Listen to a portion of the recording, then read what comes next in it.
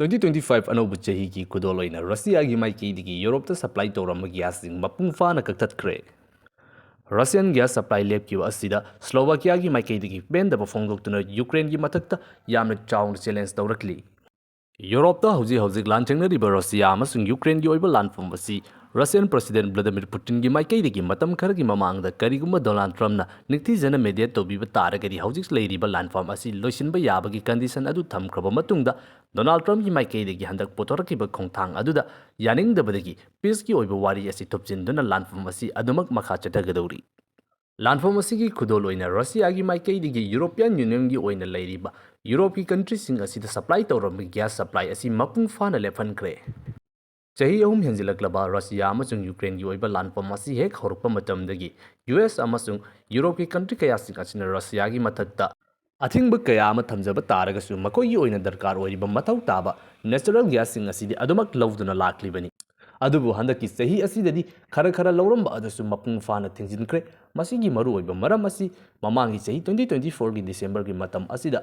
Ukraine की माइकेदगी मकोइगी territory फाउदुना चलिबा Russian की gas pipeline असी सिजिन्नदुना यूरोपता पुरिबा असी पुहल्लोय हाइदुना अथिंगबा थमलखिबनी यूक्रेन की खोंथांग अदुगी पाकुम ओइना रशिया की माइकेदगी हौजिक रशिया हाइरिबा कंट्री असिगी ओइनदि यूरोपना मकोइगी लेरिबा गैस असी लेबिदबा तारगसु करिसु अकाइबा अमत्ता लेते मथौ तारिबदि मकोइनी हाइबा वफम असी फोंदोक्तुना मखा ताना पीररोय हाइदुना लाउथोखिबनी चही हेक हौरक्पगा फोंदोक्खिबा वफम अदु थबक्ता ओंथोरक्तुना ngasi यूरोप की लेरंबा सप्लाई असी मपुंग फाना थदत्ख्रे हौजिक यूरोप की लेरिबा कंट्रीसिंग असी अयामना यूएस अमसुंग कटरना चिंगबा कंट्रीसिंग असिदगी गैस असी इंपोर्ट तौबा हौदुना रशियन गैस की महुत्ता सिंजिन्नबगीदमक्ता यामना कन्ना होनरी अदुबु मतंग असिदा यूरोपियन यूनियन की मनुंग चलिबा यूरोप की कंट्रीसिंग असी मागी ngamnabagidamक्ता मथौ तारिबा गैससिंग असी लौनब होनरिंगगी तांजा असिदा स्लोवाकिया की माइकेदगी यूक्रेन यामना कन्बा वार्निंग थमलक्ली मजिगी मरमदी हौजिक यूरोपियन यूनियन की ओइना लेरिबा कंट्री असी वेस्टर्न यूरोपता लेरिबा कांगबुसिंग असिदि मकोइ ngamnabagidamक्ता गैस की दरकार तारिबा पोलमसिंग असी लौनबगीदमक्ता अयामबा सेम साबा लोइरे वारबसु वाना मकोइ सर्वाइव तौबा ngamgadori अदुबु ईस्टर्न थंगबदा लेरिबा कांगबु असिनि ख्वाइदगी यामना चैथिंग फंगदौरिबसी रशियन गैस सप्लाई हेक लेपखिबगा हौजिक यूरोपता कुमै हौरे रशियन फेडरेशन की माइकेदगी हौजिक यूरोपता सप्लाई तौरमलिबा गैस सप्लाई असी थिंजिनगिबकी मरम असी यूक्रेन मकोइगी टेरिटरी फाउदुना चली हाइबगीदमक्ता गैस पाइप असिबु पुबा यारोय हाइबा वफम अदु फोंदोक्लुबदगी थिंजिलखिबनी हाइबा वफम असी कन्ना थमली ngasi रशिया अमसुंग यूक्रेन की ओइना सोंगनरिबा लानफम असिदा स्लोवाकिया का मरी अमता लेनदे अदुबु मकोइ अनिना खनजरगा चैथेंग दि स्लोवाकिया हाइरिबा कंट्री असिदा फंगदौरिबा असी याबा ngamloi हाइबा वफम असी यामना कन्ना थमली स्लोवाकियन प्राइम मिनिस्टर की माइकेदगी ngasi यूरोपियन यूनियन की माइकेदगी सु मकोइगी कानाबा खक्तमक येंगलगा अपिकपा पैसा पाइजदबा स्लोवाकियन कुंबा कंट्री असिददि मकोइना मियेंग चंगबिद्रे हाइदुना यामना पेंदबा फोंदोक्ली स्लोवाकिया हाइरिबा कंट्री असिगी ओइना हौजिक रशियाना सप्लाई तौरमलिबा गैस की सप्लाई असी तोक्तोक्तुना अनौब लंबी अमा येंगबा तारबदि कंट्री असिगी ओइना 500 मिलियन यूरोदी चंगदौरी हाइरिबा सेनफम असी हौजिक स्लोवाकिया की लैंगा की माइकेदगी एफोर्ड तौबा ngamloi हाइबा वफम असी फोंदोक्तुना यूक्रेन तौरिबा थवोंग अदुबु अदुक्की मतिक यामना कन्ना कंडेम तौरक्ली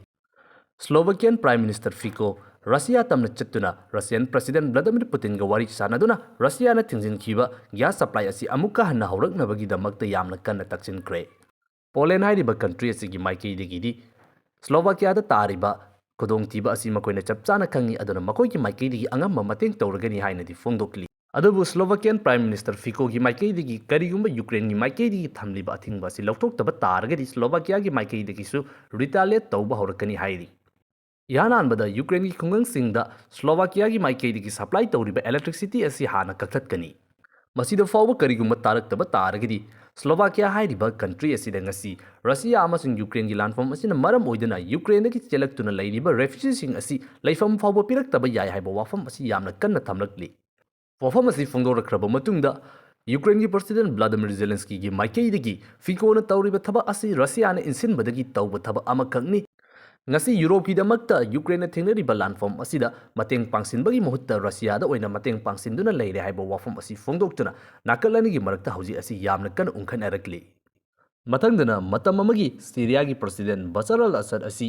रशियन टेरिटरी मनुंगदा पॉइजन तौदुना एसासिनेट तौनबगी अटेम्प्ट तौरमले हाइरी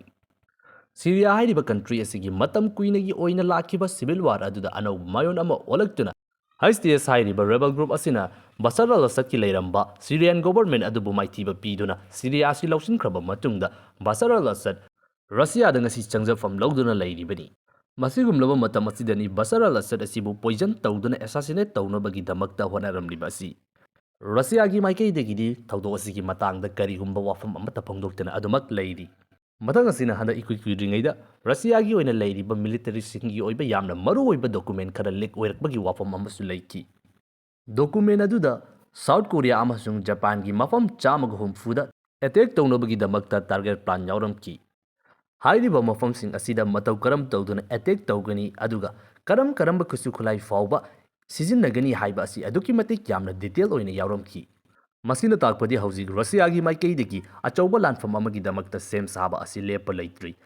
ꯍꯧꯖꯤꯛ ꯁꯣꯛꯅꯔꯤꯕ ꯔꯁꯤꯌꯥ ꯑꯃꯁꯨꯡ ꯌꯨꯀ꯭ꯔꯦꯟꯒꯤ ꯂꯥꯟꯐꯝ ꯑꯁꯤꯅ ꯄꯥꯛꯊꯣꯛ ꯆꯥꯎꯊꯣꯔꯛꯇꯨꯅ ꯑꯍꯨꯝꯁꯨꯕ ꯂꯥꯟꯖꯥꯎꯒꯨꯝꯅ ꯌꯥꯝꯅ ꯆꯥꯎꯕ ꯂꯥꯟꯐꯝ ꯑꯃ ꯊꯣꯔꯛꯇꯨꯅ ꯌꯨꯑꯦꯁꯀ ꯗꯥꯏꯔꯦꯛꯠꯂꯤ ꯀꯟꯐ꯭ꯔꯟꯠ ꯇꯧꯅꯔꯛꯄ ꯇꯥꯔꯒꯗꯤ ꯃꯗꯨꯕꯨ ꯊꯦꯡꯅꯕ ꯉꯝꯅꯕꯒꯤꯗꯃꯛꯇ ꯂꯥꯟꯂꯣꯡꯁꯤꯡ ꯆꯠꯊꯕ ꯂꯦꯞꯇ꯭ꯔꯤ꯫ ꯔꯁꯤꯌꯥꯒꯤ ꯐꯥꯔ ꯏꯁꯠ ꯇꯦꯔꯤꯇꯣꯔꯤ ꯑꯃꯁꯨꯡ ꯖꯄꯥꯟꯒꯤ ꯅꯣꯔꯗꯔꯟ ꯊꯪꯕ ꯇꯦꯔꯤꯇꯣꯔꯤꯁꯤꯡꯒ ꯊꯪꯅꯗꯨꯅ ꯂꯩꯔꯤꯕ ꯀꯨꯔꯤꯜ ꯑꯥꯏꯂꯦꯟ ꯍꯥꯏꯔꯤꯕ ꯃꯐꯝ ꯑꯁꯤꯗ ꯋꯥꯔꯜꯗ ꯋꯥꯔ II ꯍꯦꯛ ꯂꯣꯏꯕꯗꯒꯤ ꯉꯁꯤ ꯐꯥꯎꯕ ꯀꯟꯇ꯭ꯔꯤ ꯑꯁꯤꯒꯤ ꯑꯣꯏꯅ ꯉꯝꯈꯩꯒꯤ ꯆꯌꯦꯠꯅꯕ ꯑꯃ ꯂꯩꯔꯤꯕ ꯑꯁꯤꯒꯤ ꯃꯇꯥꯡꯗ ꯀꯔꯤꯒꯨꯝꯕ ꯂꯥꯟꯐꯝꯁꯤꯡ ꯊꯣꯔꯛꯄ ꯇꯥꯔꯒꯗꯤ ꯃꯗꯨꯕꯨ ꯊꯦꯡꯅꯅꯕꯒꯤꯗꯃꯛꯇ ꯍꯥꯏꯔꯤꯕ ꯄ꯭ꯂꯥꯟ ꯑꯗꯨ ꯇꯧꯔꯝꯕ ꯑꯣꯏꯔꯝꯕꯁꯨ ꯌꯥꯏ ꯍꯥꯏꯅ ꯐꯣꯡꯗꯣꯛꯅꯔꯤ꯫ ꯅꯠꯇ꯭ꯔꯒꯅ ꯍꯧꯖꯤꯛ ꯁꯣꯛꯅꯔꯤꯕ ꯔꯁꯤꯌꯥ ꯑꯃꯁꯨꯡ ꯌꯨꯀ꯭ꯔꯦꯟ ꯂꯥꯟꯐꯝ ꯆꯥꯎꯊꯣꯔꯛꯄ ꯅꯠꯇ꯭ꯔꯒꯅ ꯑꯍꯨꯝꯁꯨꯕ ꯋꯥꯔꯜꯗ ꯋꯥꯔ ꯑꯃ ꯊꯣꯔꯛꯄ ꯇꯥꯔꯒꯗꯤ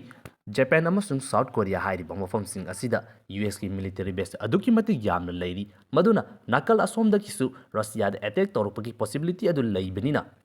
ꯍꯧꯖꯤꯛ ꯋꯦꯁꯇꯔꯟ ꯊꯪꯕ ꯔꯁꯤꯌꯥꯒꯤ ꯁꯔꯨꯛ ꯑꯁꯤꯗ ꯌꯨꯀ꯭ꯔꯦꯟꯒ ꯌꯥꯝꯅ ꯀꯟꯅ ꯂꯥꯟꯊꯦꯡꯅꯕ ꯇꯥꯔꯒꯁꯨ ꯂꯥꯛꯀꯗꯧꯔꯤꯕ ꯃꯇꯝ ꯑꯁꯤꯗ ꯏꯁꯇꯔꯟ ꯊꯪꯕ ꯃꯥꯏꯀꯩꯔꯣꯝꯗꯒꯤ ꯌꯨꯑꯦꯁ ꯑꯃꯁꯨꯡ ꯃꯍꯥꯛꯀꯤ ꯑꯦꯂꯥꯏ ꯑꯣꯏꯔꯤꯕ ꯀꯥꯡꯕꯨꯁꯤꯡ ꯑꯁꯤꯒꯤ ꯂꯥꯛꯄ ꯌꯥꯕ ꯊ꯭ꯔꯦꯠꯁꯤꯡ ꯑꯗꯨꯕꯨ ꯍꯥꯟꯅ ꯅ꯭ꯌꯨꯇ꯭ꯔꯦꯂꯥꯏꯖ ꯇꯧꯍꯧꯅꯕꯒꯤꯗꯃꯛꯇ ꯂꯥꯟꯂꯣꯡ ꯑꯁꯤ ꯌꯥꯠꯈꯤꯕ ꯑꯣꯏꯔꯝꯕꯁꯨ ꯌꯥꯔꯤ꯫ ꯍꯧꯖꯤꯛ ꯁꯣꯛꯅꯔꯤꯕ ꯔꯁꯤꯌꯥ ꯑꯃꯁꯨꯡ ꯌꯨꯀ꯭ꯔꯦꯟꯒꯤ ꯂꯥꯟꯐꯝ ꯑꯁꯤꯁꯨ ꯑꯃꯨꯛꯀ ꯍꯦꯟꯅ ꯃꯄꯥꯡꯒꯜ ꯀꯟꯈꯠꯂꯛꯅꯕꯒꯤ ꯃꯔꯝ ꯀꯌꯥ ꯑꯃ ꯊꯣꯔꯛꯂꯤ꯫ ꯌꯨꯑꯦꯁꯀꯤ ꯃꯥꯏꯀꯩꯗꯒꯤ ꯅꯍꯧꯅꯅ ꯌꯨꯀ꯭ꯔꯦꯟꯗ ꯄꯩꯁꯥ ꯀꯌꯥ ꯑꯃꯒꯁꯨ ꯅꯧꯅ ꯄꯤꯁꯤꯟꯈ꯭ꯔꯦ꯫ ꯅꯥꯀꯜ ꯑꯃꯔꯣꯝꯗ ꯏꯔꯥꯟ ꯍꯥꯏꯔꯤꯕ ꯀꯟꯇ꯭ꯔꯤ ꯑꯁꯤꯒꯤ ꯅ꯭ꯌꯨꯀ꯭ꯂꯤꯌꯔ ꯗꯤꯜꯒꯤ ꯃꯇꯥꯡꯗ ꯋꯥꯔꯤ ꯁꯥꯅꯅꯕꯒꯤꯗꯃꯛꯇ ꯍꯧꯖꯤꯛ ꯌꯥꯝꯅ ꯀꯟꯅ ꯍꯣꯠꯅꯔꯤꯉꯩꯒꯤ ꯃꯇꯝ ꯑꯁꯤꯗ ꯌꯨꯑꯦꯁ ꯑꯃꯁꯨꯡ ꯌꯨꯀꯦ ꯍꯥꯏꯔꯤꯕ ꯀꯟꯇ꯭ꯔꯤ ꯑꯅꯤꯁꯤꯅ ꯄꯨꯟꯁꯤꯟꯗꯨꯅ ꯏꯔꯥꯟꯒꯤ ꯅ꯭ꯌꯨꯀ꯭ꯂꯤꯌꯔ ꯁꯥꯏꯠꯁꯤꯡ ꯑꯁꯤꯕꯨ ꯑꯦꯇꯦꯛ ꯆꯠꯊꯗꯨꯅ ꯊꯨꯒꯥꯏꯈꯤꯒꯗ꯭ꯔꯥ ꯍꯥꯏꯕꯒꯤ ꯋꯥꯐꯝ ꯑꯃꯁꯨ ꯌꯥꯝꯅ ꯀꯟꯅ ꯄꯨꯊꯣꯛꯅꯔꯛꯂꯤ꯫ ꯃꯇꯝ ꯈꯔꯒꯤ ꯃꯇꯨꯡꯗ ꯐꯝ ꯇꯥꯈ꯭ꯔꯗꯕ ꯌꯨꯑꯦꯁꯀꯤ ꯄ꯭ꯔꯁꯤꯗꯦꯟꯠ ꯖꯣ ꯕꯥꯏꯗꯟꯒꯤ ꯃꯥꯏꯀꯩꯗꯒꯤ 2020ꯗ ꯏꯔꯥꯟ ꯍꯥꯏꯔꯤꯕ ꯀꯟꯇ꯭ꯔꯤ ꯑꯁꯤ ꯅ꯭ꯌꯨꯀ꯭ꯂꯤꯌꯔ ꯈꯨꯠꯂꯥꯏ ꯂꯩꯕ ꯀꯟꯇ꯭ꯔꯤ ꯑꯃ ꯑꯣꯏꯍꯜꯂꯣꯏ ꯍꯥꯏꯗꯨꯅ ꯐꯣꯡꯗꯣꯛꯈꯤꯕꯅꯤ꯫ ꯃꯁꯤ ꯑꯣꯏꯊꯣꯛꯅꯕꯒꯤꯗꯃꯛꯇ ꯂꯝꯕꯤ ꯑꯅꯤ ꯂꯩ ꯃꯗꯨꯗꯤ ꯃꯇꯝ ꯈꯔꯒꯤ ꯃꯃꯥꯡꯗꯁꯨ ꯍꯧꯗꯣꯛꯂꯒ ꯑꯃꯨꯛ ꯍꯟꯅ ꯇꯣꯛꯈꯤꯕ ꯏꯔꯥꯟꯒꯤ ꯅ꯭ꯌꯨꯀ꯭ꯂꯤꯌꯔ ꯗꯤꯜ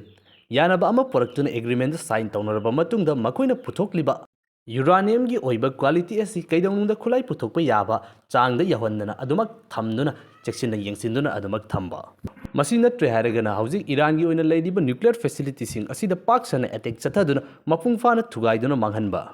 ꯌꯨꯀ꯭ꯔꯦꯟꯗꯁꯨ ꯍꯧꯖꯤꯛ ꯃꯍꯥꯛꯅ ꯐꯝ ꯇꯥꯔꯝꯗꯥꯏꯗ ꯂꯣꯡ ꯔꯦꯟꯖ ꯃꯤꯁꯥꯏꯜ ꯄꯤꯁꯤꯟꯗꯨꯅ ꯈꯨꯠꯂꯥꯏ ꯀꯌꯥ ꯑꯃ ꯄꯤꯁꯤꯟꯗꯨꯅ ꯂꯥꯟ ꯑꯁꯤ ꯃꯄꯥꯡꯒꯜ ꯀꯟꯈꯠꯍꯟꯅꯕꯒꯤꯗꯃꯛꯇ ꯍꯣꯠꯅꯔꯤ꯫ ꯏꯔꯥꯟꯒꯤ ꯅ꯭ꯌꯨꯀ꯭ꯂꯤꯌꯔ ꯁꯥꯏꯠꯁꯤꯡ ꯑꯁꯤꯗꯁꯨ ꯑꯦꯇꯦꯛ ꯆꯠꯊꯕ ꯌꯥꯕꯒꯤ ꯂꯥꯜꯂꯣꯡ ꯂꯩꯔꯦ ꯍꯥꯏꯗꯨꯅ ꯔꯤꯄꯣꯔꯠ ꯀꯌꯥ ꯑꯃ ꯊꯣꯔꯛꯈꯤꯕꯁꯤꯅ ꯃꯔꯝ ꯑꯣꯏꯗꯨꯅ ꯃꯍꯥꯛꯀꯤ ꯃꯇꯝ ꯂꯣꯏꯔꯝꯗꯥꯏ ꯑꯁꯤꯗ ꯍꯥꯏꯔꯤꯕ ꯈꯣꯡꯊꯥꯡ ꯑꯁꯤꯁꯨ ꯂꯧꯈꯠꯂꯛꯀꯗ꯭ꯔꯥ ꯍꯥꯏꯕꯁꯤ ꯌꯥꯝꯅ ꯆꯥꯎꯅ ꯋꯥꯡ ꯇꯧꯔꯤꯕꯅꯤ꯫